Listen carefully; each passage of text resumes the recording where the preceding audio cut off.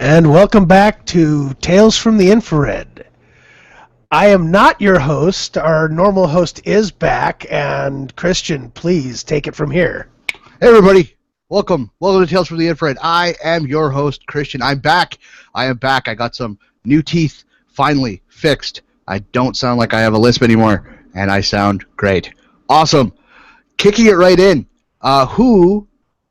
Maybe I should it's been a while. It's been a while, as you could tell. Maybe I should introduce everybody who's on the panel. Jim, you've already heard from Jim Calvarn. Jim, how's it going, Jim? It's going great. I'm going to have so much fun today. Yeah, we do. We have honestly, I have to say, one of the best lineups of topics that we've ever had on the show, and I'm gonna have fun with a lot of them. Rachel Edwards, how's it going, Rachel?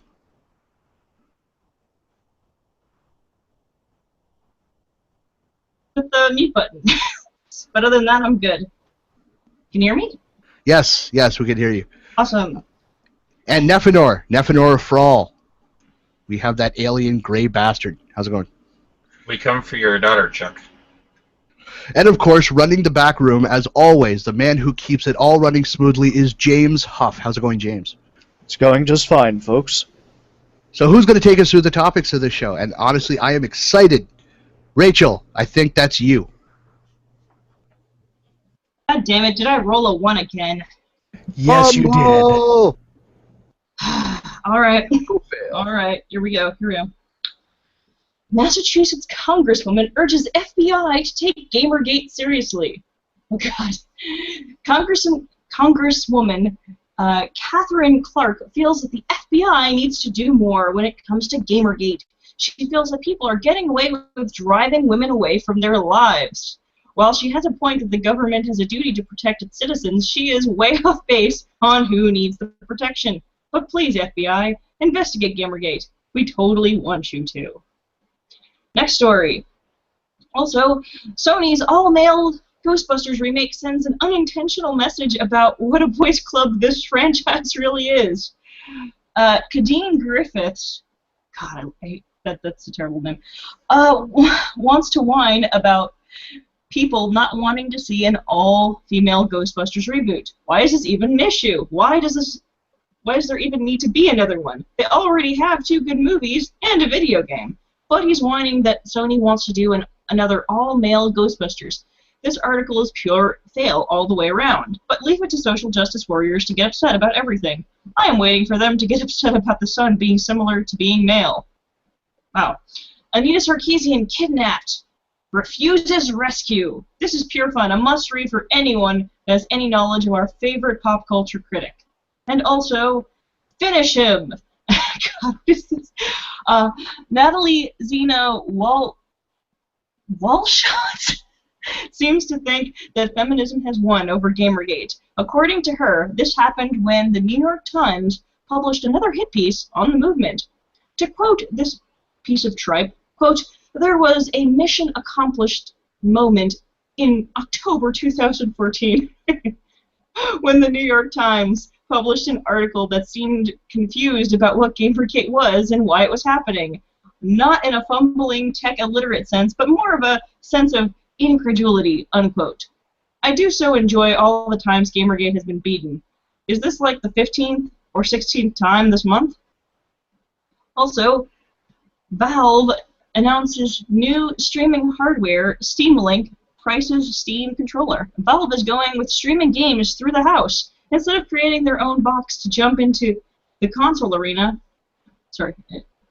while this will be interesting, it looks to be a fling box for computers. The Steam Link will use the hardware of any PC running Steam and port the output to a TV, supported at 1080p at 60 Hz with low latency. Not sure about this, but I think they found a backdoor into the console wars with very little risk. Valve announced free VR input system, Lighthouse. Respected game developer, publisher, and distribution service operator Valve has today announced a further part of their virtual reality system. In addition to the Steam VR platform and the partnership with HTC, Valve have today announced a new input system codenamed Lighthouse. Lighthouse is a new room scale tracking system and a VR input system. This refers to the base stations discussed following HTC's reveal of the Vive head-mounted display HMD this week. How many are we talking? How many articles on this? HTC Vive made me believe in VR. And speaking of the HTC Vive, we have another article that makes the new Vive sound like it's the next step on the road towards affordable VR. Can I just hook it up to my GPS and let my car drive me to work while I play video games yet? The vocal minority of comic fans needs to stop talking. Social justice warriors keep going after anything that is enjoyed by people. This time, they are attacking people who are saying that there does not need to be a redesign of female superhero costumes. Well, I don't really care about them redesigning costumes. I am sick of redesigns that happen every time someone gets their panties in a twist. And in the quote from the author's fellow geek parent, Karina, that states, there is a quote, there is a vocal minority that's messing up comics. It's the straight white men drawing a line that comics should be all about them all the time. Unquote. And does anyone wonder why people hate these SJWs? I set out to expose a hate movement in gaming, so they set out to destroy my life. Another special snowflake thinks that Gamergate is going after her. Someone please donate to her Patreon so she can afford her therapy bills.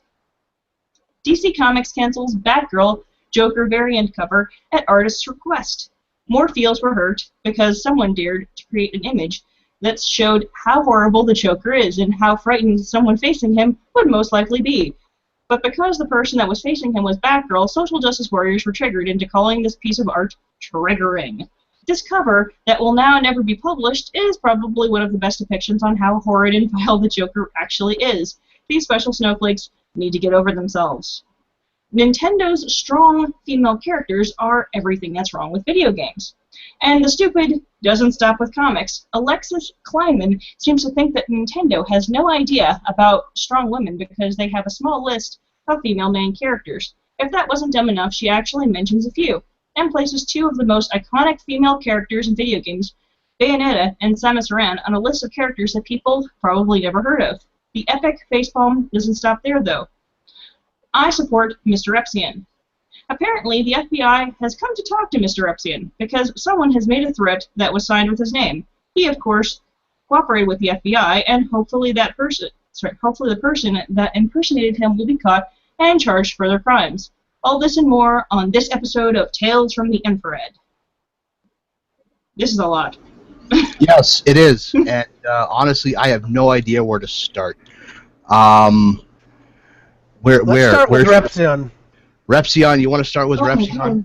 Yeah, that should be a fairly short topic. Yeah, so Mr. Repzion, if you don't know who he is, he's a YouTuber with like, what was it, like 2.5 million subscribers now?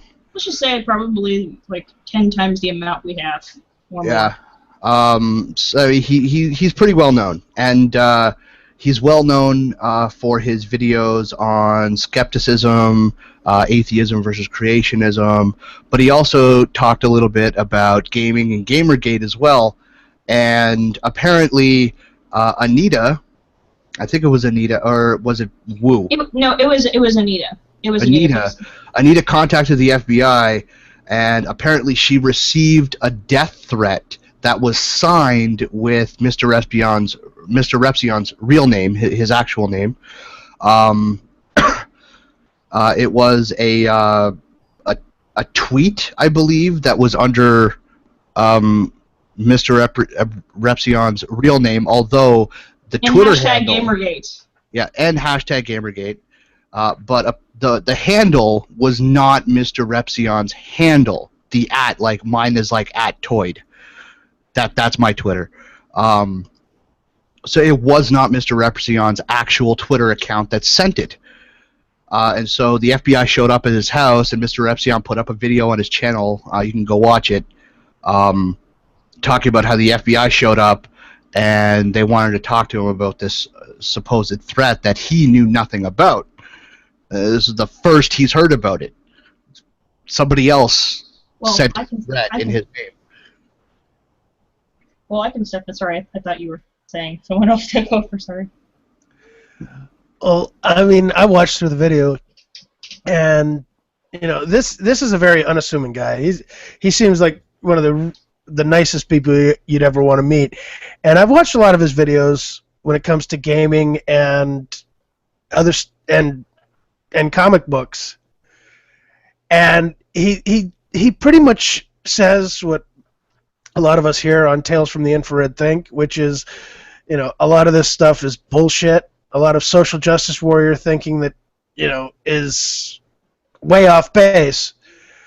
But I mean, I don't think anybody would even consider this guy as someone who would present any type of threat to anybody. And to have somebody obviously impersonating him sending threats to Anita, A, doesn't know who this guy is, at least not personally, and B, is doing it to discredit something, be it him or Gamergate, which, in my opinion, is probably both. Why are they doing this? My thoughts on that are they're doing it to give her more attention, give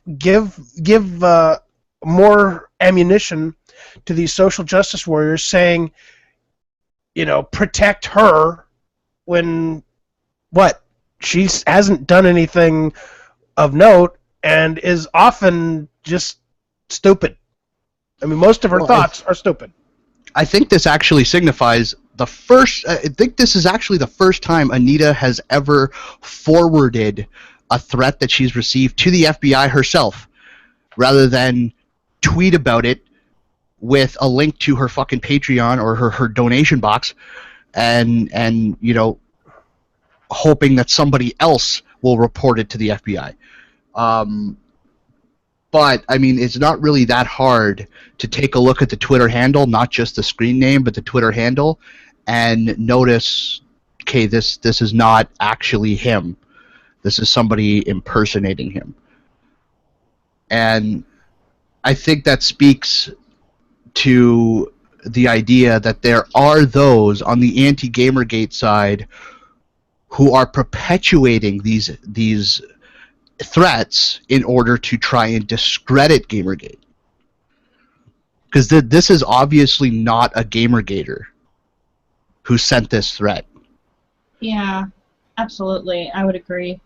And the thing about it is I think it's either anti-Gamergate or third-party troll, because these people, they kind of get off on this stuff. And I mean, the thing about it is you think about it, and the more I think about it, the more I think about the fact that it's got to be somebody who is one of Anita's fans, because a lot of these folks, they constantly talk about the atheist, skeptic crowd that has a tendency to quote-unquote harass her, and they know almost nothing about them whatsoever. So I think it's fair to assume that we'll probably be seeing other people get visits from the FBI pretty soon, people who she personally thinks are responsible for harassing her and bringing a hate mob to her or whatever.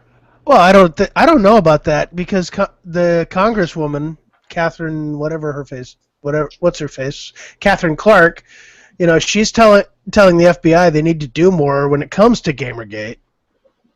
And I believe Nefanor found something that says Gamergate's no threat. Actually, to be precise, in her op-ed on The Hill, Catherine Clark said, let me scroll down here, after speaking with the FBI, other law enforcement agencies, and women who've experienced these threats firsthand, it's clear that nothing is going to change until we stop thinking about these crimes as harmless hoaxes and recognize the chilling effect these crimes have on women and the economy. In other words, don't think about these things as they really are. Think about them as we want you to think about them. No, they're going further than that. What she just said there, coming out of the mouth of a legislator, is that we need to make more laws to shut these people up. Pretty much, yeah. to paraphrase Dara O'Brien, one of my favorite comedians of all time, violence against women is down, but the fear of violence against women is up. But I mean, the fear of zombies could be at an all-time high. It doesn't mean we have to make laws to protect ourselves from zombies. Yeah, we do. We always need to protect against zombies. Well, I'm going to have to agree with Christian on this. I mean, at some point we need to look at this and say, okay, we're running scared. We're afraid of our shadows, and that's the point where we've gotten to. This is fear of our shadows. This is fear of, we're jumping at shadows. We're jumping at just a little noise that is slightly out of the ordinary. At some point, we need to sit there and recognize this is our own fear controlling us. Like me personally, I don't care. I don't, like, sure, I want to figure out why are women still so scared about violence, about being on the receiving end of violence, when all the stats show that violence against women is actually down while violence against men is still pretty high. I think that's a question that is valid. I think it's a question that should be asked and an answer should be sought. However, I think we need to realize that fear of something happening is not equivalent to that thing actually happening. Amen, brother. But my feels! Yeah, I have to quote Paul Elam. The feeling is not as important as facts, logic, or even a good cheeseburger. At some point, we need to start looking at the facts and look at things logically and say, we're going overboard, which unfortunately is human nature, especially when it comes to women. We overreact to protect women instead of risking the possibility of underreacting and something bad happening. At some point, we've got to sit there and ask ourselves, are we actually doing the right thing? And to this point, my answer is, and I'm probably going to continue to say that my answer will be, no, we're not doing the right thing. We're going way overboard. At some point, you got to sit there and say, are we harming other people in order to protect someone else? And if the answer to that is yes, you're doing something wrong. Am I way off base, or am I just a complete loon? Somebody, please, tell me. Well, you're a complete loon, but I don't think you're completely off base on that. So that's something. Well, thank you so much. But, I mean, consider it. We are going way overboard protecting people. To the point that, I mean, seriously, it's almost like we're going into what feminists call patriarchy in order to make them feel safe. We're taking everything away from groups of people for nothing other than making people feel safe. I don't remember who said it, but there's a nice quote that goes, those who would sacrifice freedom for safety deserve neither. And will get neither. That's Benjamin Franklin. Yeah, and I'm Canadian, and I know that. Yeah, well, you know, book. Hey, just because I forget who says it doesn't mean that I'm totally lost, because I still remember the quotes. It's just a case of... That is true. That is true. I have thousands... The words are more important than who said it. Generally. I have thousands of quotes that run through my head. I just can't always remember who says it. So, but, I mean, seriously, please, FBI, investigate us. Investigate Gamergate. I dare you. I want to see them investigate this. I want to see them investigate these threats, and I want to finally be vindicated to see that the vast majority of these threats aren't coming from gamergaters. They're coming from the aggros. Or just generally trolls who want to stir shit up for the lulz. Yep. Well, I'll be honest with you. My thoughts are it's most likely the trolls stirring shit up. I mean, it's the aggros, as dumb as they tend to be, are just more unintentionally stupid than they are actually intentionally stupid. Though, I mean, there is some question with some of Anita's previous threats where the time frame is just too obvious. I forgot the name of the guy that was used, but the one where it was like 10 tweets in a couple of minutes and she was signed Kevin out. Dobbs. Yes, the Kevin Dobbs tweets. I mean, it's just a little bit too obvious that that's not her. That's not someone real. Yeah, did they ever catch that dude? Of course not. No, it was somebody, and I mean it may have been Anita herself or one of Anita's supporters, or it just might have been a random troll that had nothing to do with Anita or her staff or Macintosh, whatever. The thing about it is that it was somebody who started the account who already had those tweets pre-planned, typed them up in WordPad or Notepad or something, already had them pre-planned, and just copied and pasted them one after the other, and then once that was done, closed the account. Well, it's not only that. The screenshot is shown from someone who signed out. Yeah, which is that is actually what was sort of weird to me. It's that it was on a tablet. The screenshot was taken from a tablet. B, they were signed out. Whoever, Anita, when she took the screenshot, for some reason, signed out. But well, seeing it as it's a tablet, that actually seems to point more towards a woman, because I mean, I'm not going to say that men don't use tablets, but I mean, I think of all the things that they would use tablets for, probably Twitter would not be one of them. Not when you can use your phone or your computer. I don't know.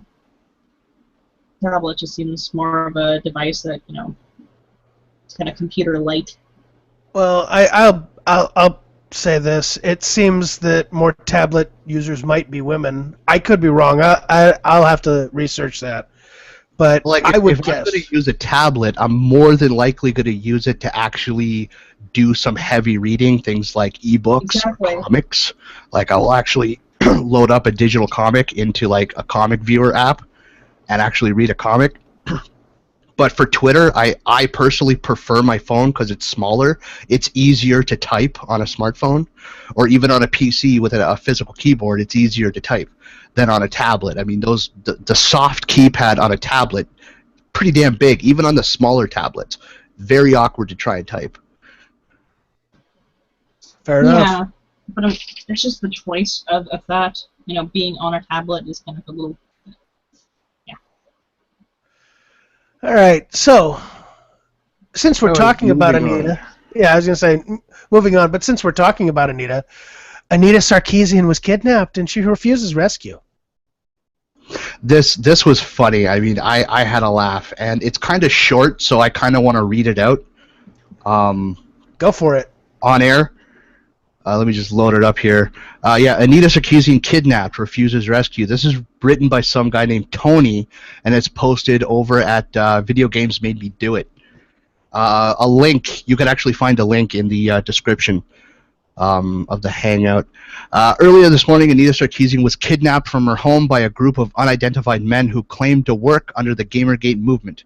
While negotiations were being discussed, Sarkeesian said that she refused to be used as another damsel in distress and would sue any government official that tried to rescue her. For those who are not aware, Sarkeesian is a well-known feminist who has recently focused her attention towards the sexist acts that are engraved into gamer culture while ignoring other negative stereotypes running rampant in games like racism and gender roles for both men and women. I know where this is going, and let me be clear by telling the world that I will not be used as another example of oppression on women. We see this cliche all the time, and quite frankly, the females of this world are getting sick and tired of being used as objects to stroke the male ego, she stated over video chat with a gun pointed at her head. A hostage negotiator called the captors to discuss their demands and to make sure Sarkeesian was still alive. One of the men whose identity remained hidden behind a Master Chief mask said all they wanted was a signed agreement that all video game journalists would be fair and unbiased when giving out news and reviews. They would let Miss Sarkeesian go only if these demands were met. While no physical harm was being done to her, the captors were mentally torturing her by forcing her to play butt battles on Dead or Alive Extreme 2. At the time of writing, Sarkeesian has announced terms of her own, saying she might reconsider help from the police if the eventual SWAT team sent in is an all-female unit who have shattered their workplace's glass ceiling. If you could show me with certainty that these female officers make at least as much, if not more, as their male counterparts, I will agree to be released safely and without further harm. That's funny. That's funny. I don't care who you are. That's funny. Oh, God. I don't know what to say to that other than whoever wrote that, just the sarcasm is so dripping, it's hilarious. And as soon as I read that, I was laughing so damn hard. I think I laughed for a good couple of minutes after reading that. Wow.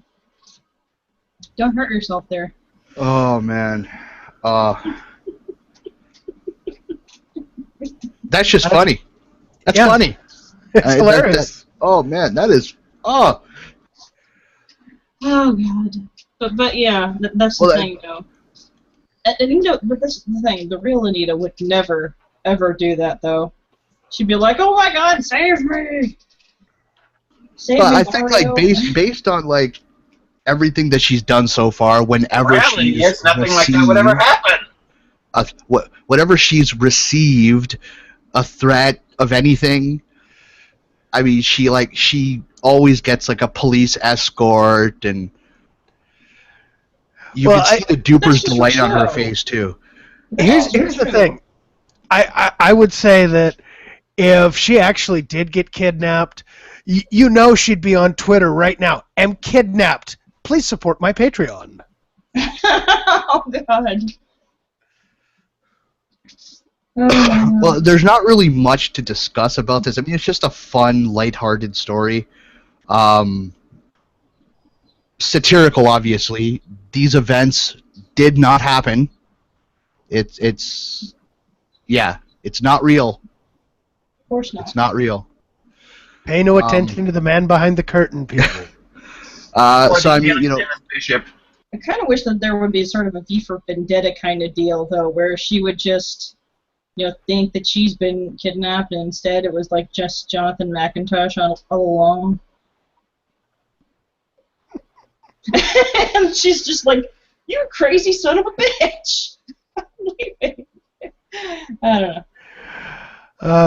So much we can say about this, and so much fun we can make out of it. I don't know. There's only so much you can do with it, but it's still fun, and it's still worth the laugh. And I hope it brightens everybody's day up, in my opinion. Shall we move on? Yeah, let's move on to another topic. Let's talk about Sony's all-male Ghostbusters and Katie Griffith's article on Puzzle.com about it. Oh, God, here it comes. The names this week, I swear to God. I mean, well, apparently, and like, this is what Kadeen had to say, and I'm just going to read off. Like, this is in the very first paragraph, the third sentence of her article, and you could find a link to that as well in the description. Whether they were excited to see women taking up the mantle or furious that all these icky ladies would be trying to do a man's job or just didn't plain didn't feel such a great movie, needed a remake at all. Ghostbusters was the word in everyone's tongues all over again. Furious that all these icky ladies would be trying to do a man's job. Of all of the criticism, okay, and I'm not going to completely dismiss it. I have seen trolls on Twitter who have went there. However, all of the genuine criticism for having an all-female cast has nothing to do with that. It's not about, you know, it's not about misogynist men who are furious that icky women would be trying to do a man's job. It has nothing to do with that at all. It's the fact that the writers who are working on an all-female Ghostbusters, when they made the announcement, it's either they didn't release enough details or they're making it very clear that they have no idea what made the original movies so fun to watch to begin with. And the fact of the matter is, the original movies they have a lot of self-deprecating humor. It's almost like a British-style humor, almost in a sense. It's completely removed from your traditional American humor. British humor, I define British humor as being very self-deprecating. It's, you know, a comedian is making fun of him or herself, and that is what made Ghostbusters so great to begin with.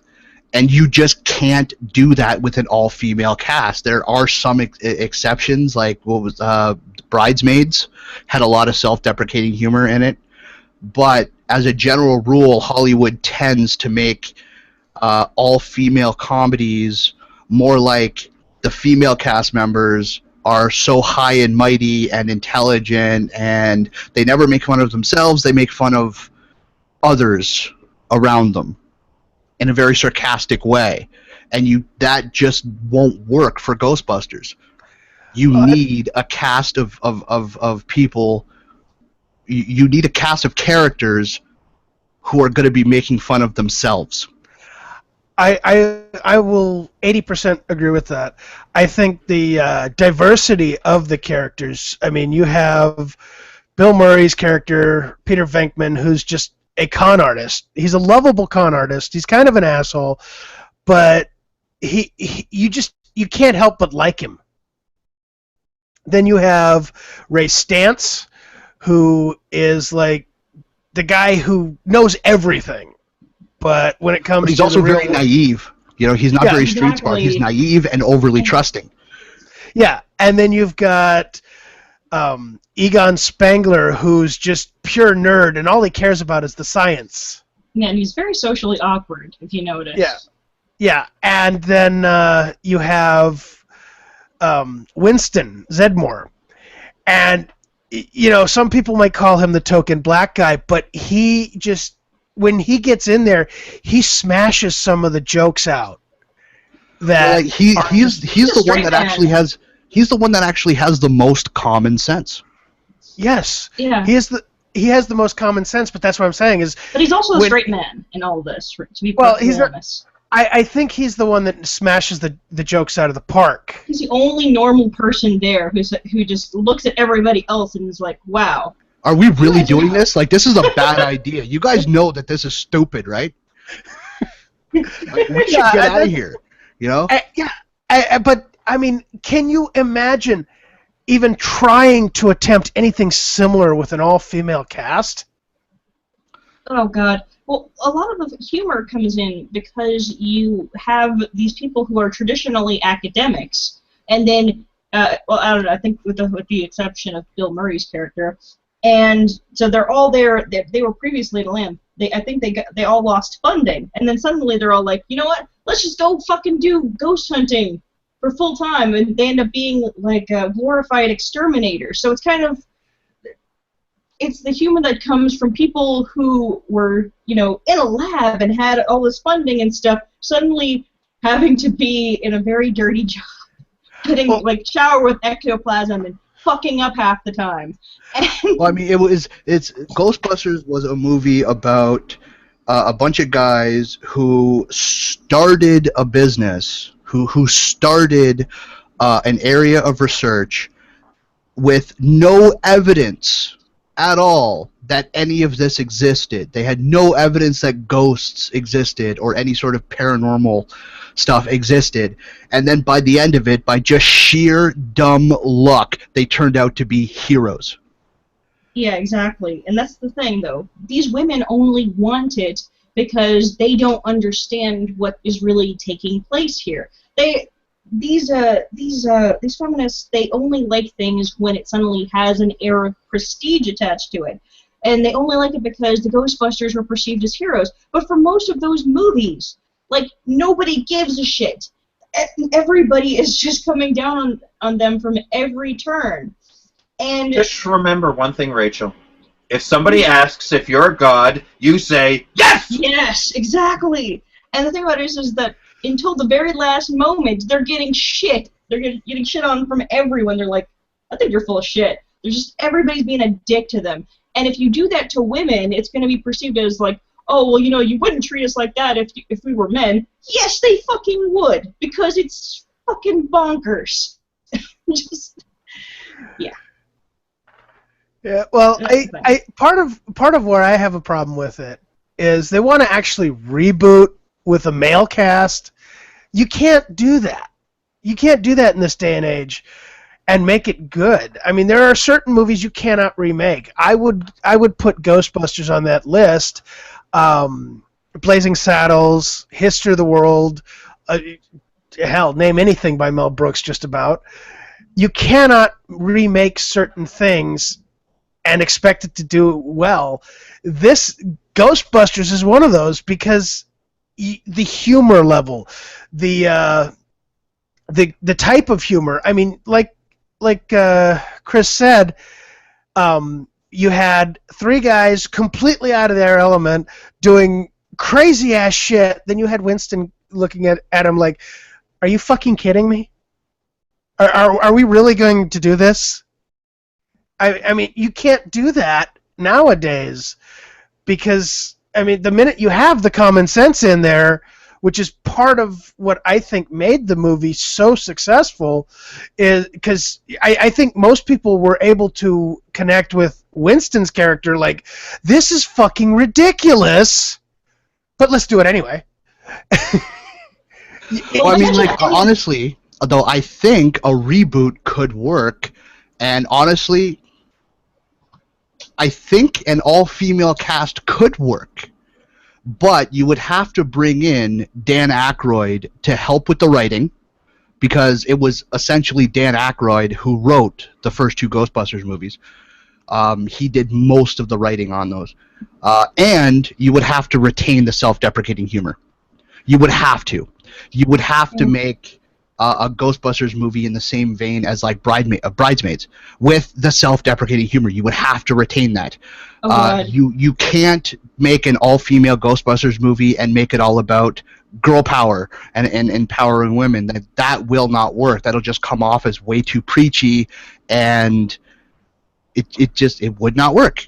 I think you would also have to have that one character who's just like, how are we doing this? This is insane. Why are we doing this? And yeah. I don't see that. I don't see any character being that person in an all-female cast. Also, I mean, I really expect there to be some quips about girl power, and there'll probably be some point where they're just being all like, oh, ew. You know, about the ectoplasm. If any of them just get hit with ectoplasm and don't do the ew thing, it's gonna come off as disingenuous, I think. Yeah. Because that's really, I mean, we're really honest about it. The only woman who's not gonna do that is the kind who does that kind of work. The kind of person who's always like down in the fucking grime. The science nerd. Karen. Well, Karen, but also maybe Amy Farrah Fowler from The Big Bang Theory wouldn't. She'd probably pull the Egon with, great, that's great, save some for me. honestly, she would. Mm. But that's the thing, though. I mean, you have to have the right kind of women, and unfortunately, if we had to go and look at our female cast, I mean, I don't know if we have any equivalents to, Bill Murray. I don't know if we have any equivalents to Dan Aykroyd or Harold Ramis or what's his name, Ernie Hudson. I really don't know if we do. And that's the real problem. You need that kind of magic, and the truth of the matter is that a good portion of this is just the actors who sold the story and made this believable. But I don't know. Well, they didn't just make it believable. They also made it very fun. Yeah, exactly. And I don't know. You have to have everything sort of lining up just so. And I don't know if that's going to happen in this situation. Yeah. And from what I've heard from these different articles talking about what they want to do with the franchise, they're saying it's something like Ghost Corps kind of thing, like where there's lots of different Ghostbuster groups in different towns and stuff like that. And that's where the all-male Ghostbusters thing comes in, where I think they wanted to do it a little more action-y. I don't know how the fuck you managed to do that, but when they mentioned Chris Pratt as a possible, I'm like, you know what? I'll watch it for him. He's a pretty fun guy. I mean, I think he could be a decent kind of Ray sort of character. Well, I will disagree because you actually need that dynamic for the movie. I mean, it just, and the comedy. You cannot take it seriously. This is not a series that you could take Ghostbusters, you can't take it seriously. It is so off the wall, over the top. I mean, come on. They had a 15-story Marshmallow Man. I mean, yeah, what other movie does it? We're talking. And they were riding around in the damn Statue of Liberty, and they're like, "She can handle it. She's a harbor chick." Yeah, this is Evil Dead level of camp. You can't do that. I haven't seen any movie do that in a long time. This is I would see this as a fail. Well, I mean, not only have I haven't seen that in a very long time, I haven't seen that level of camp in an all-female cast film. It just doesn't happen. Yeah, it's Period. true. And the thing about Bridesmaids that really rang true, that really made it feel authentic, is that they were not afraid to make women look bad.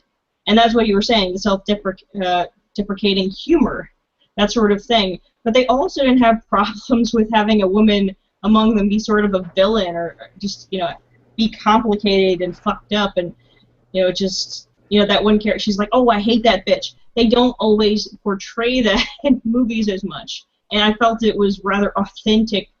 That's actually how women are sometimes with each other. Like, oh my god, she's coming into my space, and fuck her. That's exactly how it gets sometimes with ladies.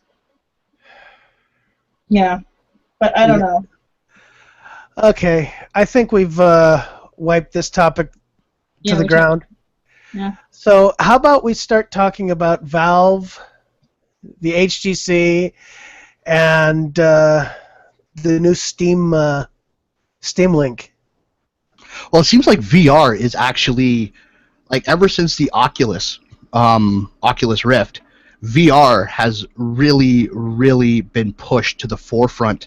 Sony is developing their Project Morpheus for the PlayStation 4, which is a VR headset. Now HTC is working on the Vive.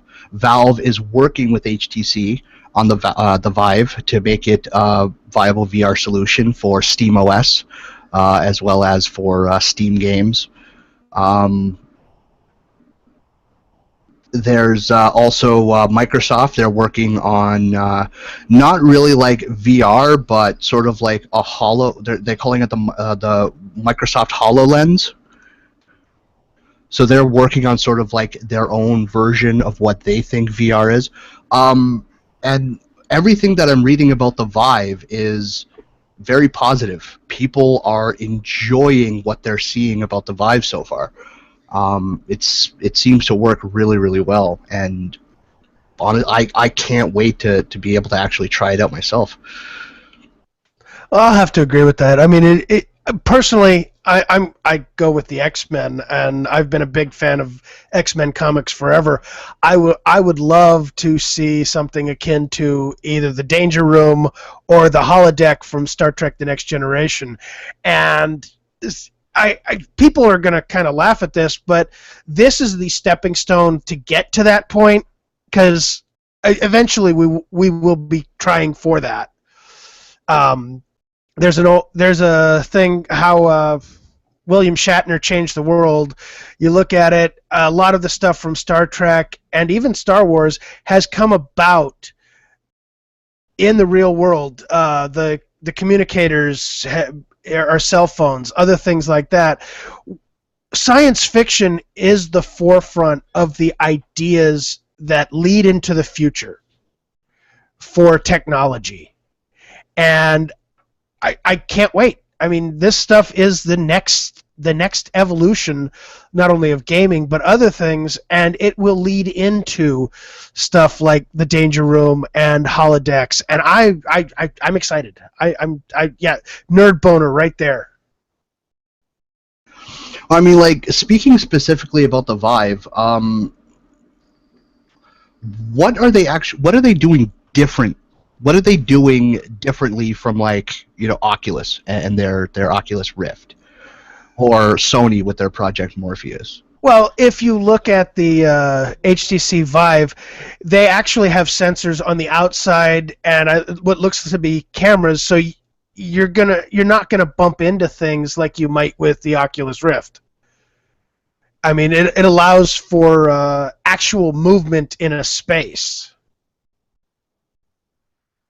Okay, but there's already a solution for that. There's actually an entire rig with sort of like a concave foot pad that will allow you to actually run in place to give you movement in game without having to use like a controller for your movement or a keyboard, WASD for your movement. So there's already solutions for that, but how will the cameras actually work? Like, will they superimpose a camera feed of the room you're in on top of the game that you're playing? That I don't know. I haven't looked into it enough, but yeah, that's a good question. I would. That's the first question I'd have to ask. Because I mean, like, even though like we are getting more and more info about these VR projects, not a lot of info, at least on the consumer side, is being released. We're hearing a lot about like, oh, the tech and what's going into them, but we're not really hearing how that tech is going to be applied to better the consumer. Well, one thing I want to bring up, and this is something I saw in Gamergate, and it goes back to Metal Gear Solid 2. At some point, this is going to be used to train soldiers. I see this. You can see this coming. Hideo Kojima thought it up way back. Of course, he also thought up the social justice warriors too, but that's a totally different thing. And imagine putting soldiers into these types of simulations. It will help soldiers get through them, but at the same time, it could cause many more problems. But it's just video gamers getting more deeply immersed in the games. How's it going to cause more problems? Oh, soldiers on the battlefield learn from their mistakes, from losing their friends, losing or getting wounded. If in a VR simulation, you don't get wounded, you don't really lose somebody. It's just a right, but we still see soldiers going out to the field. They perform their training out there. I mean, look at the 11 Bravos. They're out in the field 6 months out of a year almost. living it rough, and you see Yeah. more soldiers lost to training accidents than you do combat. This is So I mean, these guys are running around doing their thing with set up with Op4, or Op4 being a term for a fake enemy. Usually another unit or some kind of detail, or maybe even some civilian throw-ins on the battlefield, and they're running through these mock cities, doing all this training. I don't see how VR is going to be any different. Well, think about it this way, James. In those training accidents, someone gets hurt, but people learn from it. In the VR, they're not getting hurt. They're not getting hurt. They're not seeing the oh God, what's the word I'm looking for? The consequences of bad decisions. At least not at that level of cost, and it might devalue human life and even send in people who think they're super soldiers and get them killed in a real combat situation. Well, I mean, I have to agree with that. I don't agree with the idea of it building super soldiers. Because No, I think he's saying they gonna, think they are. Yes. Yeah, I don't agree with that either. Reality. Here's the reality. Studies upon studies upon studies have shown that no matter how many video games you play, generally, for the most part, the majority of people can differentiate between the fantasy of the video game and the reality of the real world. And exactly. so using VR and, let's say, Bohemia's Arma engine, because that's actually, it's a milsim game, it's an engine built for simulation. Mm-hmm. Using that as for training rather than, physically training with real gear, I think anybody training in such a way will still be able to differentiate between fantasy and reality. And so not much, if any, of that virtual training will be retained and actually used physically in real-world scenarios in combat. I would disagree with that. I know I'm being a stickler on this. No, please, James, Okay. Continue. Okay. First off, the military isn't going to make an investment in VR without also making a requisite investment within the physical soldier. Okay? You have tasks you have to perform. You've got to be able to carry that backpack. You've got to be able to run up that hill. You've got to be able to duck and cover. VR is only going to be able to take you so far. So the primary use of VR is going to be for making decisions, split decisions, and escape and evasion. Maybe not necessarily doing those, but making the decisions with escape and evasion, being able to pick the correct targets. So you're training the mind and the hand, which doesn't require a whole lot of physical, power.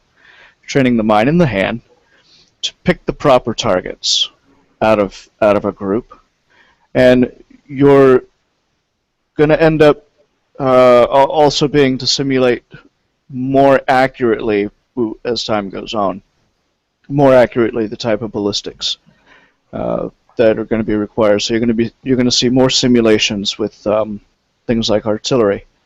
In artillery functions, you're going to see more simulations with range functions. You go to the range, fire your weapon. You make your score. Things of that nature is what you're going to end up seeing the VR for. But things of that nature also happen to be one of the largest points of where accidents that are killing soldiers in training are coming from.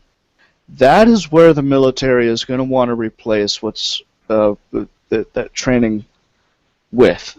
Okay, is anytime you have a live fire weapon in your hand, That's what they're going to want to replace it with. Okay? Well, at the same time, I mean, when I went through boot camp, we had laser rifles. Yeah, miles gear. Yeah, it's called miles gear. Yeah. Yep. But there was no kickback. No. And it doesn't prepare the soldier for the kickback of a weapon. You're still going to need the live fire. However, out at Fort Knox, and they've already got the technology. They're already using the technology. I've already trained with the technology. They do indeed have kickback weapons in a closed simulation with the M19 grenade launcher, the 50 caliber machine gun, and other the 240 Bravo. So they've already got it. And so setting that type of weapon system up for kickback is not difficult at all inside of an enclosed VR setting. You couldn't do it out in the field because it would require you to carry the extra equipment, the air compressors, and all the other hoses and lines that might be used in order to simulate that sort of kickback. However, in an enclosed VR setting, you have a facility specifically designed for that, and it will enable you to have weapons that have kickback. Well, in that case, I have to ask, how do you also train a soldier to understand the bullet ballistics, to understand how far a bullet will travel, a particular round out of a particular weapon will travel before it begins to lose velocity, before it begins to lose height, and you're still going to have soldiers training with their particular weapon. Okay. However, you're also going to train soldiers how to shoot on the fly, get that Kentucky windage. VR simulations can teach soldiers how to get a Kentucky windage well enough, which means the difference between the weapon that they hold in the VR and the difference with the weapon that they end up actually picking up and carrying out to the field, if they're the same make and model, are going to be negligible. So basically, it'll be they'll figure it out within a couple of shots as opposed to taking a while. Okay, fair enough. But I mean, you do see that coming. Yes, I see that coming. I see that happening eventually, and I think it's a good idea. I think it'll reduce combat training accidents. I think you'll see a smarter soldier come out of it, because you'll be able to impart in one setting, in a line of VR terminals, a lot more information through your VR drill instructor than what you currently have now, where you've got one instructor per 30 to 40 people, maybe two if you're lucky, who has to divide their time and their efforts to really sitting down with the soldier and pointing them through the task at hand. Kind of still brings back my thoughts on Metal Gear Solid 2, where that's what they're trying to do, is just build a better soldier however they can. Sure. Of course. I mean, however they can. Why well, I mean, there's nothing wrong with wanting to build a better soldier. No, there's nothing wrong with it at all. There's nothing wrong with wanting to build a smarter soldier. A soldier who'll be able to get the job done with minimal risk to him or herself. You know, but at what point a soldier do we who stop? can go in, get the job done, and come home alive and uninjured.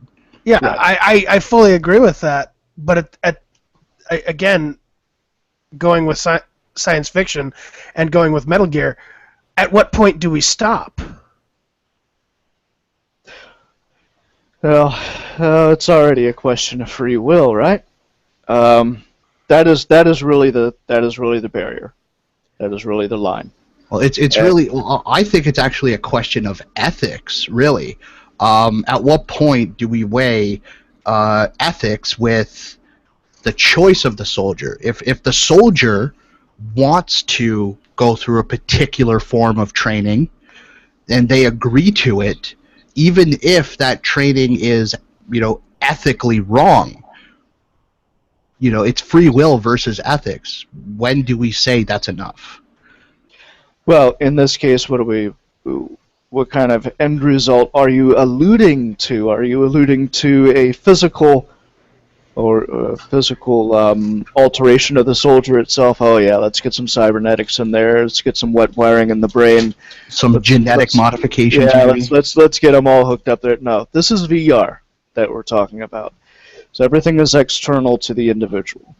Which is true. Which is true. With as VR, the ethics question isn't really there. Right. No, it is but not. what I'm also looking at is, if the point is to build the better soldier, we also have things like the newest RoboCop reboot, which raised some ethical questions. Then there's also the Metal Gear Solid 4, where there's nanomachines being pumped into people. Sure. That once again, we're talking about things that are internal to the soldier, not external. But that's what I'm saying is, and I don't think within the context of discussing VR with military applications that there are ethical concerns. I don't see maybe any not ethical right now, concerns. but it does, in my mind, bring up the question of, is this where we stop, or do we continue on to genetic modification, breeding soldiers from birth to just be soldiers? Well, that's I think that is food for thought for a whole nother show in a whole nother context in a very more of an ideological and political discussion that is far outside of what the purview is here. Yeah, I think James is right. I think we're sort of getting way off topic. So, I mean, heading back to VR as a consumer product, is anybody here excited to actually use VR to play video games? Oh, yeah. Yeah, that would be fun. Oh, And what type of games? Oh man, simulation games like Minecraft would be fun. There's all kinds of Resident Evil. Yeah, Minecraft and simulation is an oxymoron. I hope you know that. Well, I'm gonna have to point out. I'm gonna have to point out what Nephanor said. It may have been lost, but Resident Evil. That would be a good one. A first-person Resident Evil. Think of how interesting porn games will be. How about first-person Force Unleashed? Oh yeah. Oh, and by the way, Rachel, there is already VR porn out there. Oh, I know, and it's hilarious. I'm sure she's tried to join in on that a few times. They've also got apparently a robotic Tenga egg, and if I was a dude, I'd be all over that. Yeah. Are you admitting to your anal obsession there, Rachel? No, I'm not. There's no. I'm just saying it's kind of interesting. All right. Should we move on while I Rachel think it's time. feels I think embarrassed? it's time. Yeah, we move on. Let's move on. You know what? Let's talk about the variant cover, the variant Joker cover. I personally prefer the variant of the variants that have been coming around. Oh yeah, those have been really fun. Like they had Superman being held by Doomsday, and he's doing the line across his face. There's one that where they had the artist with a censored sticker over his mouth and social justice warriors holding him hostage. Wow, that's. Well, I mean, Jim, you are our resident DC Comics expert. So what exactly happened there? What exactly happened? Well, the artist actually created the cover, and DC set it out and let people see it beforehand. And this harkens back to The Killing Joke, which is a 1980s comic where the Joker actually put Barbara Gordon into a wheelchair, which set off her career as Oracle. This is quite literally one of the most iconic storylines in the Batman mythos that he's hearkening back to. And a lot of people were getting upset because, you know, he shot her in the stomach, which shattered her spine, put her in a wheelchair, and they even say it alluded to them raping her while she was bleeding, which is funny because Commissioner Gordon was right behind her. But everybody got up in arms because it's violence against women. I mean, the Joker doesn't care what sex you are. The Joker doesn't care what your skin color is. He will shoot you in the face, drop the gun, and say, "I give up." So what you're saying is the Joker is less racist and less sexist than social justice warriors. He doesn't care. There is no racism or sexism in him. He only cares about killing people for the joke. Whatever that joke is. All he cares about is the joke. He would probably go out there and kill 100 women just for the joke. Just to put the joke on society because it's there.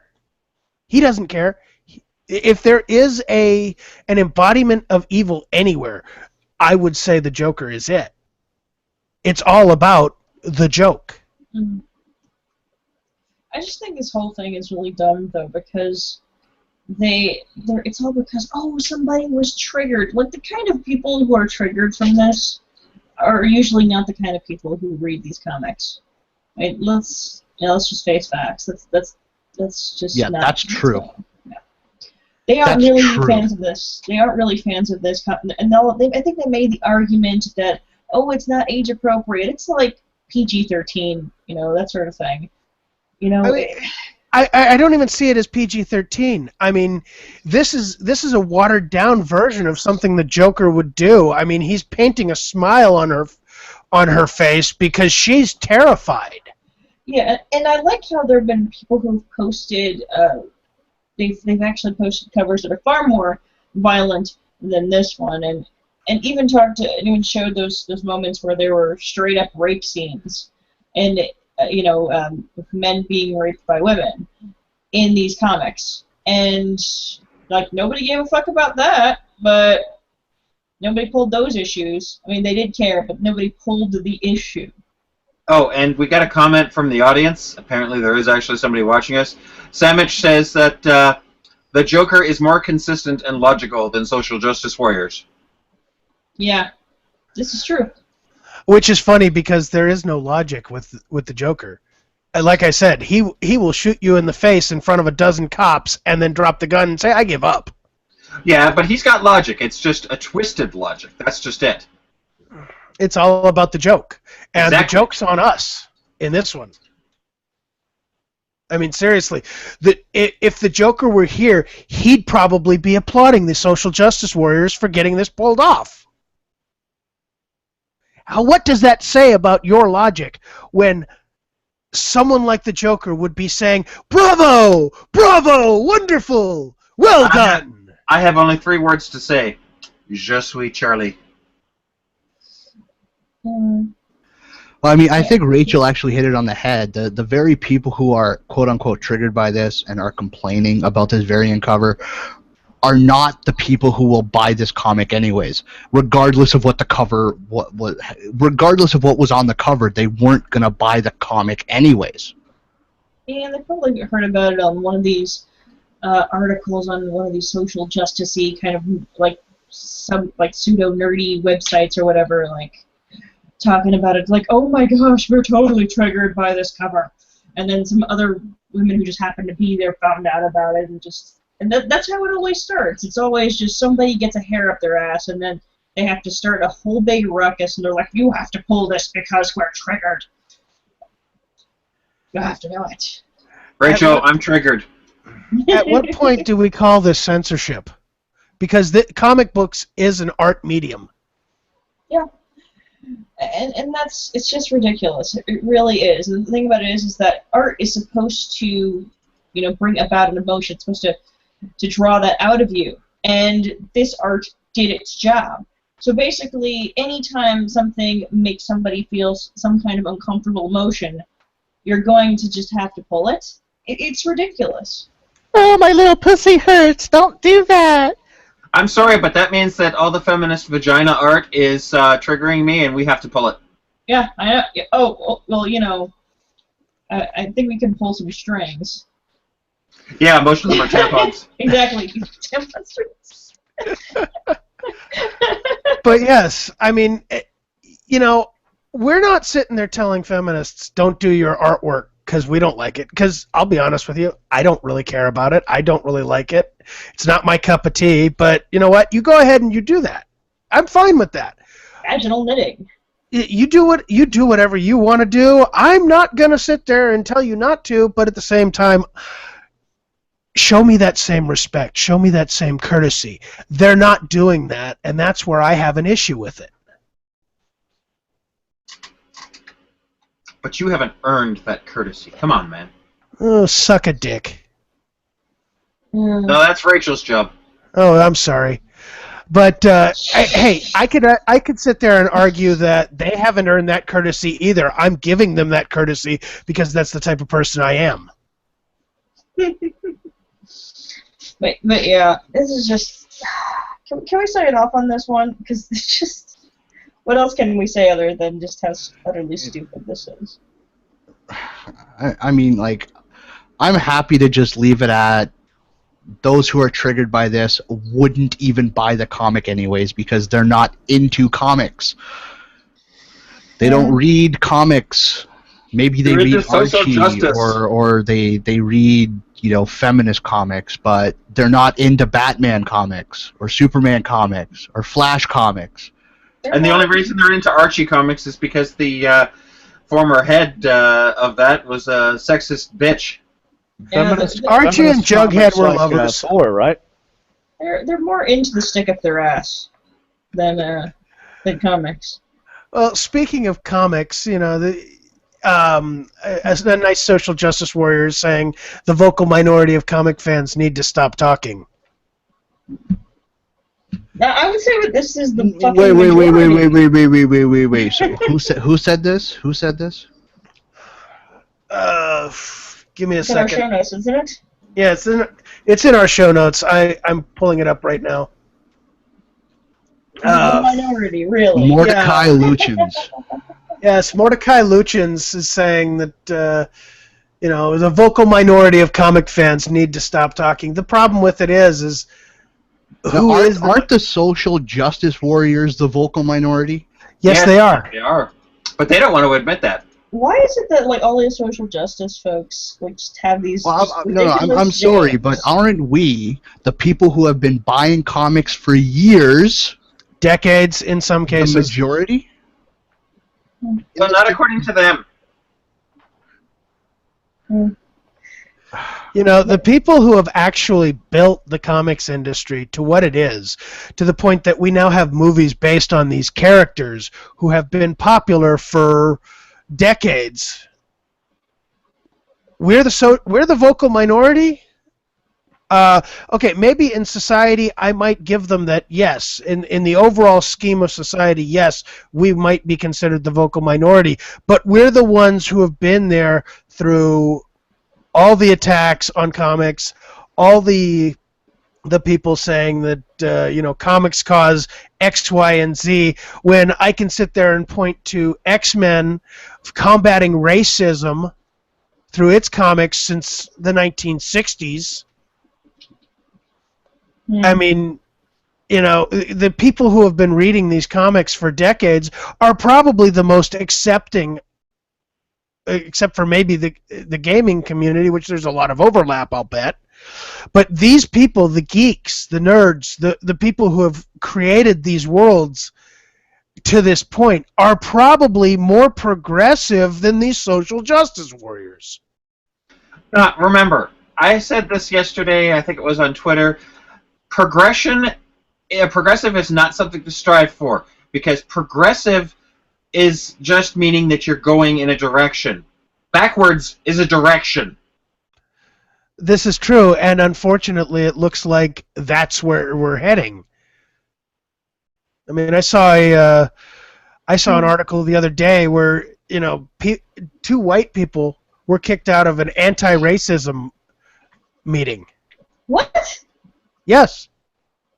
Oh my God. White people kicked out of an anti-racism meeting because people of color, which I find insulting and degrading in and of itself, need their own safe spaces. I'm sorry. Our world is not just one group of people. We need to learn to get along, and that's everybody. It doesn't matter your skin color or what body parts you have. We all need to learn to get along together, and that involves everybody.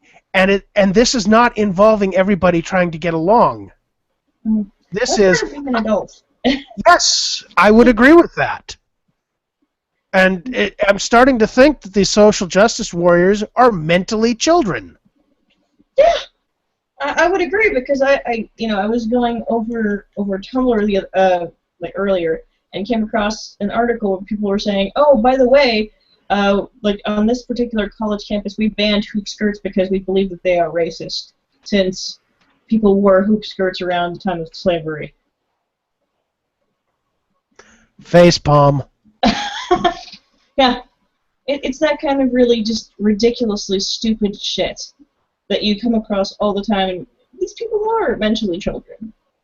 They really are. They don't understand how things happen in real life. Next thing you know, we're going to have minorities asking for bus seats and water fountains reserved for them. Gee, what does that sound like? And soon women will be asking for male escorts to make sure that they don't get raped or harassed on their way back home. Gee, what does that sound like? That sounds like what Nephenor said. Is like we're moving backwards. Yep. And it's so fucking ridiculous. These people are saying, I mean, after everything that women have done and they said, okay, well, we want to do all of these different things. We want to be independent. And now it's being dialed back. They're saying, oh, it's simply not safe anymore. And so we need all of these special protections, and we need to do all of these things, and we need to police manners like we did in the fucking Victorian era, and then publicly shame you if you don't. Calling you uncouth ruffians. I'm just going to mention one thing. Misogynist. I'm just going to mention one of the greatest icons in sci-fi and nerd culture, Gene Roddenberry. When he created Star Trek, he created it with the vision of tackling these social issues. We had the first black and white kiss between Bill Shatner and Nichelle Nichols, Uhura and Kirk.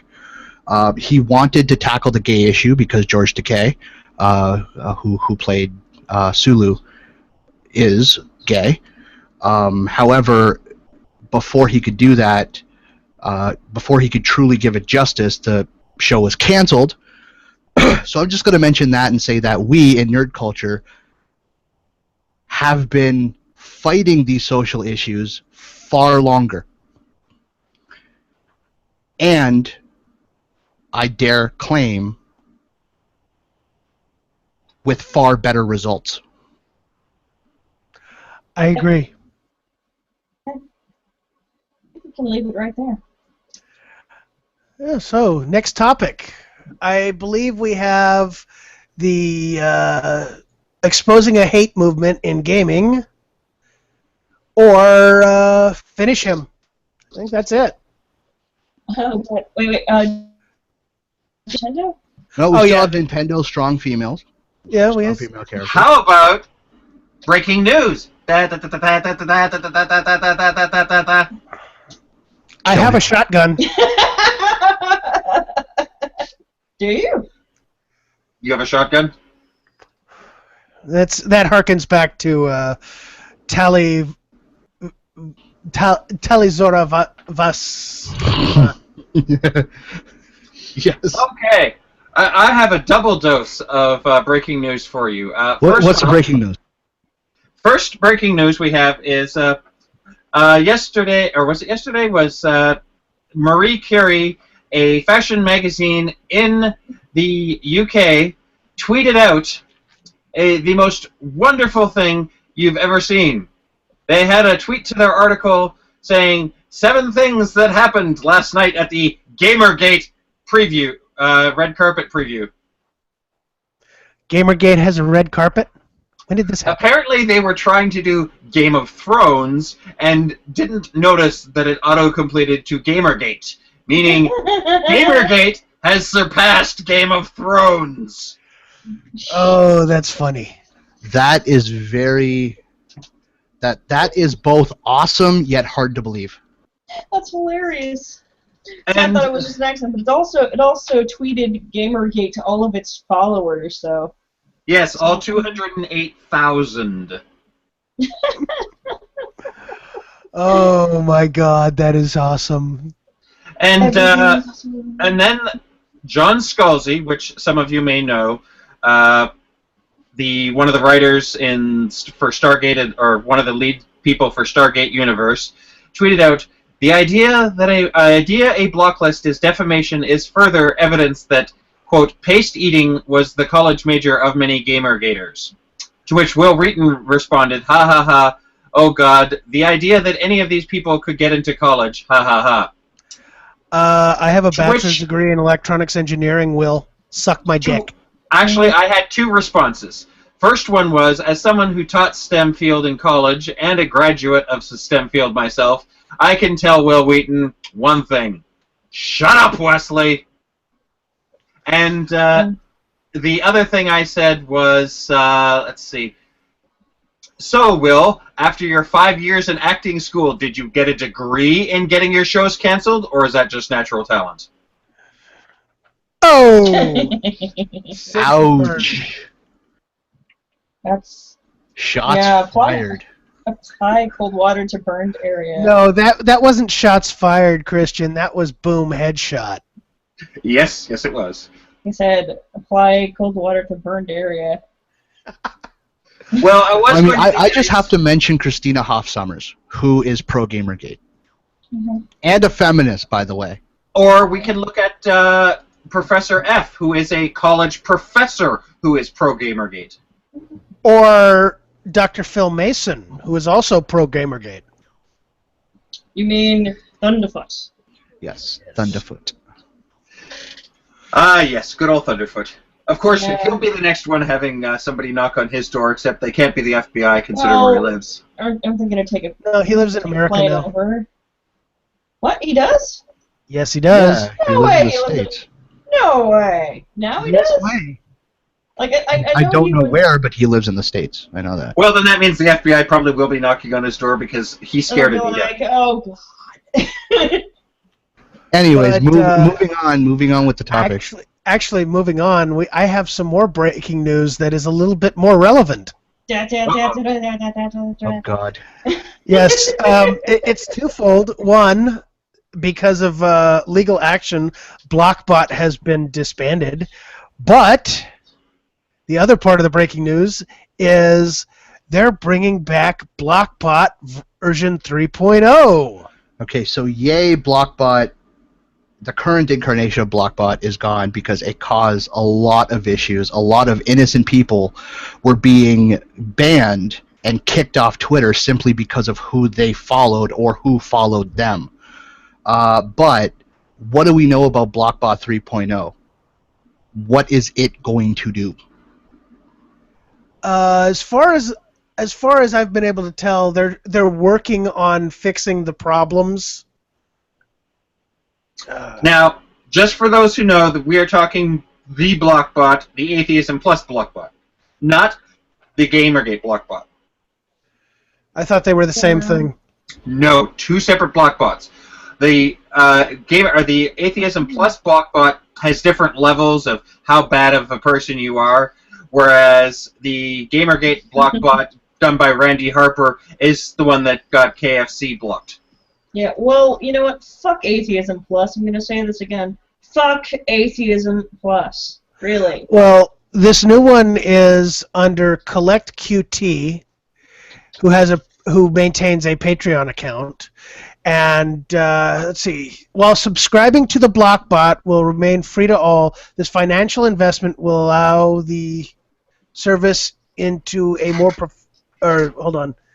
allow the service to transition into a more professional service, better suited to support the health and well-being of subscribers more effectively and flexibly.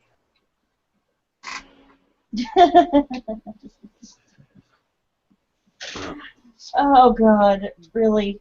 The thing about it is that it always confuses me when I'm blocked by people I've never even met or spoken to, like famous people, or maybe not famous people, but at least internet famous. So then I'll just show up and be like, oh wow, I am blocked. I've been entirely blocked. I've been oh God, I think it's something I'll find that I'm blocked by Obscurus Lupa or Nostalgia Chick or some shit like that. It always weirds me out. Any of that happen to you guys? Wait. The Blockbot version 3.0, I'm actually reading up on it now. It's the same Blockbot. It's just being recoded and retooled and expanded by CollectQT. Yep. It's the same Blockbot. They're taking over to, they're going to retool it, they're going to recode it and expand it, and they're going to maintain it. So it's the same Blockbot, and we're still going to see a lot of the same issues we see with the current Blockbot. So yeah, that's not good news. Yeah, I saw a lot of people going hooray for no more Blockbot, and then someone found this for me. I'm like, yeah, not so much. Yeah, this is really sucky because I was hoping that Blockbot would be gone forever. Well, here's one thing, though. This is something from the Blockbot Reborn thing. It says, currently the Blockbot only supports one blocking team made up of individuals who may disagree and have a variety of blocking philosophies. Really? I thought they had one philosophy and one thing, which was block anyone they disagree with. Yeah, but occasionally they'd block each other. Oh, okay. So in other words, they were occasionally stupid. Now they're going to basically turn it into a better hug box. Gotcha. Pretty much. And now they're going to... Do you want to build a hug box? Come on, I know you can. Rachel. I want to hear them anymore. No singing. Rachel. Stop. Rachel. Did you forget our ban? Lab? Did you guys forget our ban on you two singing? Do you want to build a hug box? Doesn't have to be a good one. Enough. Okay, shut up. No, we want the meth lab, Rachel. Come on. Patriarchal oppressor. Get on your knees, woman. And make me a sandwich. Okay, I think it's time to move on. Moving on.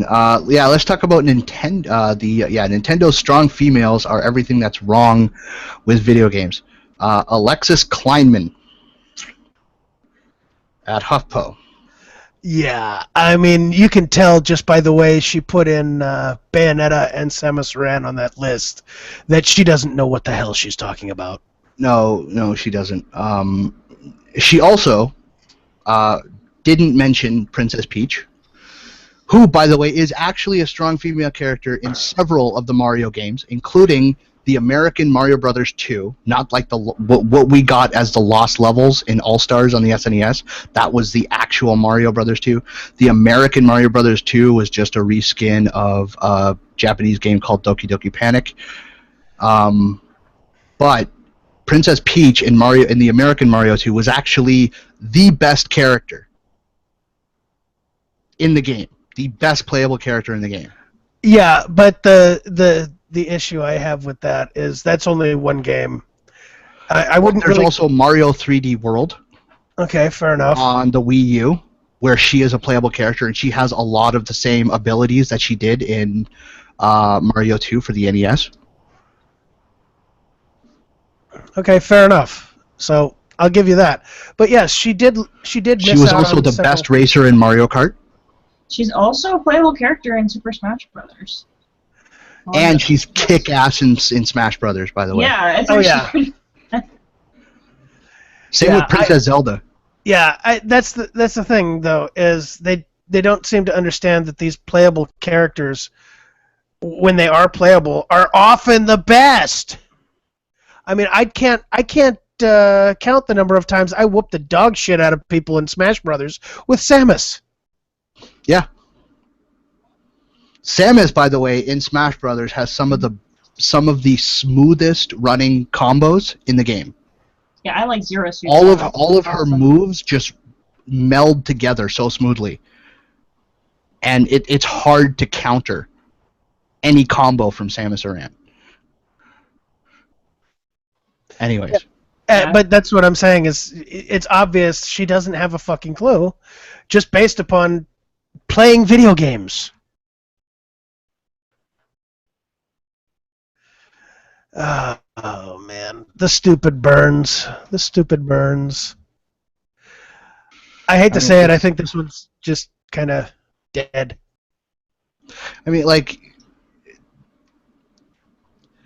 they seem to forget that the whole point of playing video games is to escape reality for a little while and play something fantastical, something that has no bearing on reality whatsoever, but something where reality has no bearing on it either. Yeah, all I've got to do is say Dragon Age, specifically Inquisition. I mean, that is one of the most fantastical games I've played in a long time, and while I think it did run a little too long in some respects, it was phenomenally done. And you also have to realize, like, with the exception of maybe the Legend of Zelda series, like the Mario games specifically, Nintendo has always kept the stories in those games intentionally simple. Simple. They're not complex storylines. They're really not. I mean, they're not meant to be complex for the gameplay. It's not the story, it's how the game plays. And that's the important part. So really, it doesn't matter if in the first Mario game, Princess, Toadstool, which she was called at that time, was kidnapped by King Koopa. What mattered was the gameplay. You actually controlling Mario and jumping really high, getting mushrooms and fire flowers and power stars, getting to the end of the level and hitting that flag. That's what mattered.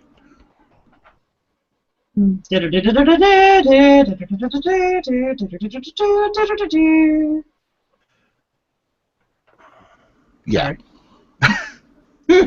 I mean, we have half an hour left of the show. I mean, we're gonna have to fill out this. We definitely have stuff. Like, don't we still have stuff? We still do. We still have stuff, but we don't necessarily have to fill in. I mean, we can let them go as they go. Well, we can actually talk about The Walking Dead. Oh, I'm sorry, zombies are just so dead. Yeah, well, you know show what? I'd you rather have talk that about stupid Gamergate point. being dead again. Well, yeah, exactly. We've got gamers are dead. That's much more relevant because we constantly die. Gamergate isn't dead. It's just respawned. Yes, gamers don't die. We just respawn. But Sometimes we according reload to, the level. Yeah, according to Natalie Zena Wallshots, apparently Feminists is won, and Gamergate is over. Well, Again. they say we have no life. It was but we over have in November. Several, apparently. I want to know what color the sky is in her world. Purple. Paisley. Yeah. Again, they say we have no life, but I think we have several, since we're still alive after all this. Well, what happened was at the beginning of this, Gamergate went up, down, left, right, B, A, start, select quite a few times. Yes. Classic Konami code. There we go. Oh, God, yes. You don't get much more geeky than that unless you're talking about who wins between Batman and Darth Vader. Neither. The Force wins.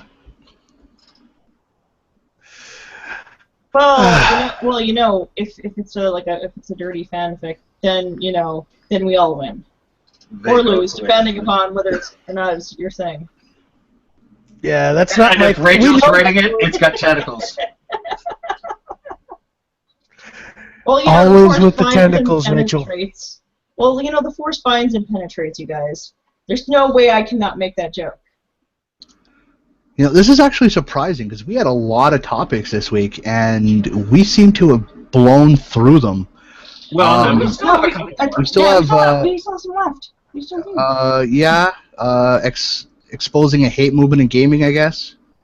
Oh God! Wait, what else did we? There's Yeah, so many different things. No, this is Sarah Nyberg. I can't remember who the hell she is. I don't even care, honestly. Basically, somebody who jumped in front of the Gamergate train and said, "Oh my God, it hit me and it was aiming for me." Oh my gosh! Please donate to her Patreon. She needs to afford those therapy bills. I love this though. My websites were taken down from DDoS attacks. Gamergate websites openly posted instructions on how to illegally gain access to my servers via SQL injection exploits. Okay, now, speaking as a web designer, if you leave your site open to SQL injection exploits, it's your own fucking fault that you are an incompetent programmer. Hey, Rachel, how is the Honey Badger website doing with their DDoS attacks? Oh yeah, it's doing fine. They got the achievement. Yeah, I think we got the achievement. Achievement has been unlocked. Senpai noticed us, but the thing about it is apparently they were really doing a pretty shitty job. Apparently they were really trying pretty hard to DDoS us, and the only way that they were able to go over the edge is with the use of our normal traffic. In addition to that, so a bunch of people trying to get into the site at the exact same time, in addition to their attacks. But yeah, basically we found that there was a lot of different activity coming from one place. I don't know, it's hard to tell, but basically it was a lot more than normal. I mean, much more than we would ever get normally. Yeah, but my point of that is, I mean, you've gotten DDoSed. She's getting upset about getting DDoSed. Are you guys upset about it? I found it hilarious. I actually felt a little bit bad for laughing. I'm like, wait, we're getting DDoS? I cracked up because it's just they think that sort of thing is going to bother us. Oh, wait a minute. I know who Sarah Nyberg is now, the person who claims that we're running her over. But... Oh God, yeah. The thing is that what I was going to say again is that they think that this sort of thing is going to bother us. It doesn't. We just, fix the problem and move on. It's like a minor annoyance at best. Yeah, but see, that's the thing is that's the difference between, say, a normal human being and a feminist. Yep, pretty much. A normal human being fixes the problem and moves on. A feminist whines, cries, and please donate to my Patreon. Yeah, they're just gonna just start crying the moment something bad happens. Like, oh no, they're holding my website hostage. You just wait them out. I mean, eventually they're gonna fucking quit. I mean, that's the thing. Eventually they're gonna get tired and realize oh, I've got other shit to do. But yeah, that's the thing. I mean, people can only DDoS for so long. Yeah, the whole thing is, though, that it's... I mean, look at it. It's Sarah Butts claiming that Gamergate targeted her. Gee, why did anyone in Gamergate even give a shit about her? Because she was taking things out of context and basically slandering everyone. The thing about it is that, people have been putting a lot of her stuff up on Baphomet and things like that, and that's not Gamergate, those are, trolls. And then, of course, Encyclopedia Dramatica has a wonderful long article on her. Oh, yeah. It's marvelous. I really do enjoy all of these wonderful different articles about the Literally Who's. It's quite entertaining, to say the least. Especially that comic where they changed it to Brianna Wu. And I do love this. They have her methodology. It's quite easy to emulate her style of tweeting. Just follow a simple guide. What you will need. A complete disregard for the concept of context. The socially inept ability to identify all messages, jokes, baseless insults, etc., in a literal way like an autistic child. A combination of unwarranted self-importance and intellectual dishonesty. No short-term memory and selective vision of things you and your friends say or do. The process. The search. Plan to be at the computer all day. Yes, you will need to get a poop bucket ready. 2. Log into Twitter, open up no less than 255 tabs, each of them for feeds of a different Gamergate supporter and site. 3. It's been 5 minutes. Have you found anything that is remotely incriminating? If yes, go to the capture. If not, select one of the following options. A. Retweet some stupid tranny shit.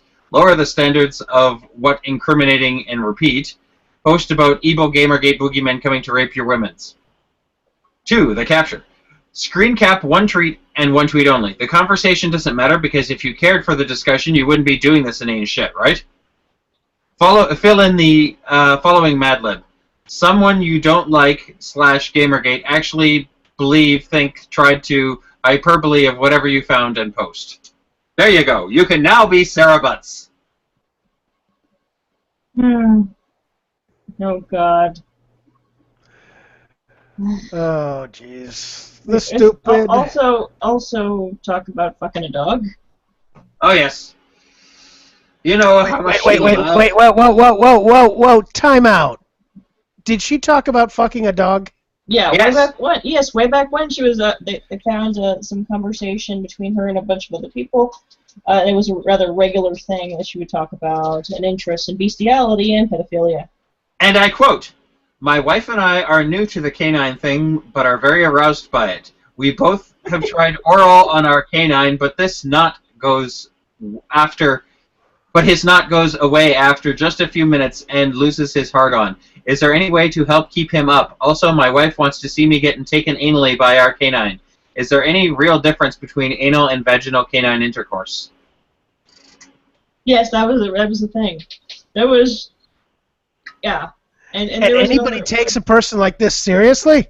Yeah, and also there was many posts about, especially from people who knew her, talking about how she would regularly talk about an interest in young girls, like young girls.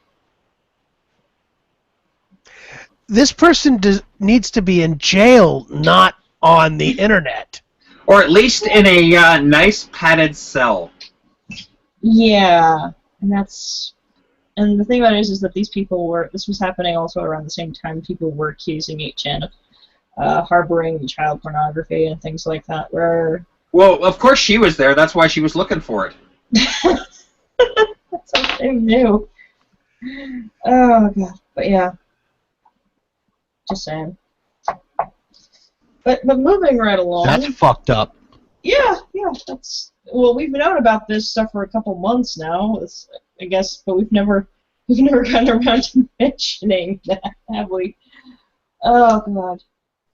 So, in all seriousness, no, we really do hope Sarah gets the help she deserves. Any kind of mental help, any kind of... Maybe some tranquilizers? Tranquilizers, drugs, any kind of psychiatrist. Yeah. We hope you get them, Sarah. You really, really do need them. Yes. And we want you to get the help because we are all about making sure that people with mental illnesses get the help they deserve. Yes, indeed. I think on this point, it's getting the mental health she needs.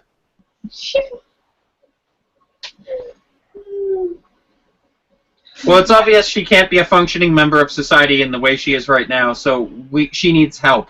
Yes, well, Not Patreon. She needs help in a small institution with a locked door. I'm thinking we need some people to come in with some big white coats and with the built-in hugs. Yes. Oh, we've gone way off topic. Well, not necessarily. I mean. No, it's still on topic. It's one of the topics. Oh, God. Yeah, there is a point where you have to sit there and look at things objectively and say this person needs help. Yeah, yes, I 100% agree. This is, if ever there was somebody who needed some serious help, Jesus Christ. And actually, if we really want to fill out topics, I have some interesting tech news that came out in the past couple days about our favorite substance that is being made, graphene. Oh. Ooh, Okay. do tell. Okay, well, the first one is, let me pull it up here. Here we go. Graphene filament could breathe life into 3D printing. Stronger than diamonds, more conductive than copper, more elastic than rubber, and now available as a 3D printable material, graphene has well and truly arrived. So they now have filaments where you can put into your 3D printer where you can print with graphene. So that means, and they have a sample of it, where they have a little plastic block that was printed where you can plug in a battery to it, and the wiring inside it will light up something on the other side. So you can now print 3D circuitry into a 3D object using graphene built into it. That is awesome. There's also two other pieces of news. I'm just trying to find the links on them here. One of them was that a defective, and I used the term with quotes around it, form of graphene actually has been found to make some pretty damn good batteries. Here it is, yeah. Graphene fuel cell membranes. Let me pull that one up here. And for those of you listening who don't know what graphene is a sheet material of pure carbon, 1 atom thick. Think about that. It's 1 atom thick. Here it is. Defective graphene makes super efficient fuel cells. So they've been able to use this to make fuel cells that are even better. So we can start seeing, electric cars with batteries that weigh almost nothing. Not only that, a group in, where was it?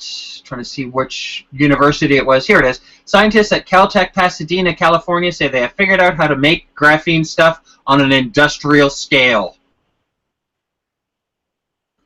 Oh wow. This is a game changer. That it is. This is That going means- to change everything about how we handle industries.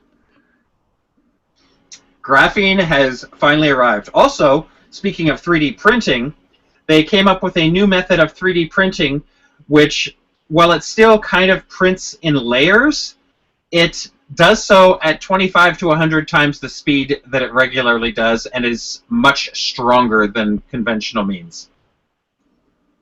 Now that's interesting. Yes, I keep up with all the 3D printing news because, well, I'm very much into 3D, so... But I'm more interested in graphene and how anybody really has found a way to manufacture it in a practical sense. Because graphene, it's 1 atom thick, it's lighter than paper, but it's stronger than steel, it's stronger than diamond. And it's just as it's more conductive than flexible. copper. It's Yeah, more stretchable. It's conductive. More conductive than copper. So technically, we could get away with making graphene wiring and stop the problem of copper wiring being stolen. And it is pure carbon. Remember that, pure carbon. There's a lot of carbon. There's no shortage of carbon in the universe. After all, if we really needed some carbon, we could just, kill somebody and use theirs.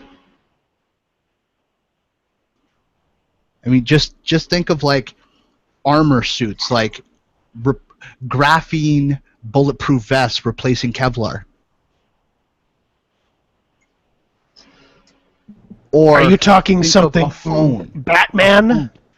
Think of like a phone, Batman. a smartphone, where the casing is made out of graphene.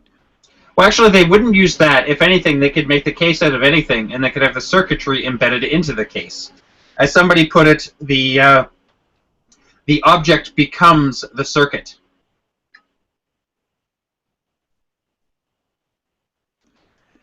This is a game changer. I mean, this is going to change a lot. Well, I'm gonna say it sounds like Batman level armor and weapons. That would be interesting, but yeah, we'll find out. I'm in awe. I honestly don't really know what to say. Yeah. It's kind of that moment where you just sort of sit there, kind of like just sit there, just hands on his cheeks, head tucked into his hand. Yeah. Well, anyways, 10 minutes left to the show. 10 minutes. I want to talk about The Walking Dead because a couple of interesting things have happened in the last couple of episodes. Except for the fact that I think the closest person to keeping up with that would be me, and I'm still a few episodes behind. Oh my god, seriously, dude? Come on. You have been a few episodes behind for how long now? I'm so behind, like, really. I don't know if I ever want to go back and watch it. It kind of lost me, but maybe I'll start watching it again. I think we've got Game of Thrones starting up again. And actually, speaking of Game of Thrones news, we do have that George R.R. Martin canceled a comic convention experience to actually sit down and write the fucking books. Wow, so Yay! maybe he'll finish the book before the end of the season. Possibly. But the fact that he actually said, you know what, I'm just going to not go to this comic convention, I'm going to sit down and write, means it's a good sign. Maybe he's realizing we want him to finish. Well, he knows. Like, there's a reason why we call him the Great Bearded Glacier. All I'm saying is that he better not kill off Tyrion. Right, George, right like the wind. Oh, great. Now you know that that's exactly what's going to happen, because as soon as a character gets popular, the first thing he does is kill them off. No, because he's still got Arya around, and he knows better than to kill Arya because that's his wife's favorite character. I don't know, man. It seems like all the best characters die right when they're getting really good. Well, you kind of expected Sam Bean to die. Well, I mean, one of the things that actually did happen in The Walking Dead, the doctor turns out to be a drunk and a wife beater and a child abuser, potentially. So it came to light that I think his name is James. He's the doctor or the pediatrician, and he drinks a lot. He's always drunk. And his son is acting out and breaking things because he's depressed and sad. And Carol finds out that it's because his mother is being beaten by his father.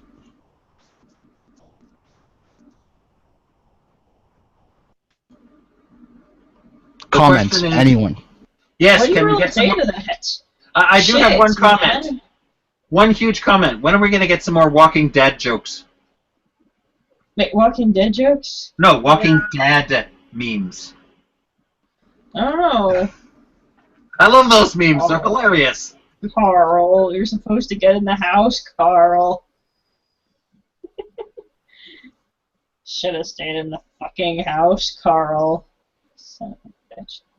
Hey, Chris, I think it's time to call it. Yeah. I think so. I'm going to go around the room. There's 6 minutes left. I am going to give everybody an opportunity to give any final thoughts or comments on any of the topics. I'm going to start with Rachel. Okay, the thing I couldn't say to Anita Sarkeesian is... Well, no, I can, so I'm going to say, go fuck yourself. There you go. Very, very well put. Nefanor. I would just like to say that donate to my Patreon. I actually create... Yeah, seriously, he does a lot of really wonderful 3D rendering, and he's willing to make porn of it. So Yes, in fact, I have. I made porn of Vivian James getting eating out by Lillian Woods. yeah, I don't know if they wanted that. I think that might be. That's a Yeah. little too far. No, it isn't. Far. No, It's like it watching- isn't. Rule 34, damn it! I know, but it's kind of like looking at your daughter undressed, engaging in a sexual act. That's, yeah. It's too incestuous. Jim, I've got a couple of things. One, I want DC to flip people the bird and put out that Batgirl cover because I think it was phenomenal. It showed how bad the Joker really is. And the other thing I have is personal message for Dean. Dean, get well soon. We hope to see you back next show. James. I have nothing else to add. Nothing. Yeah, I don't really have anything to add either, other than I'm looking forward to Game of Thrones. I think I'm kind of like in the same boat as Rachel with The Walking Dead. I had to go back and watch 3 episodes yesterday to catch up because I just didn't feel like watching them when they were on TV. So I don't know. They have to do something with that series to reinvigorate me as a viewer, but I'm looking forward to Game of Thrones. We're going to be talking a lot about that. We may even get Dr. Tara Palmadier on with us because she is also a Game of Thrones fan.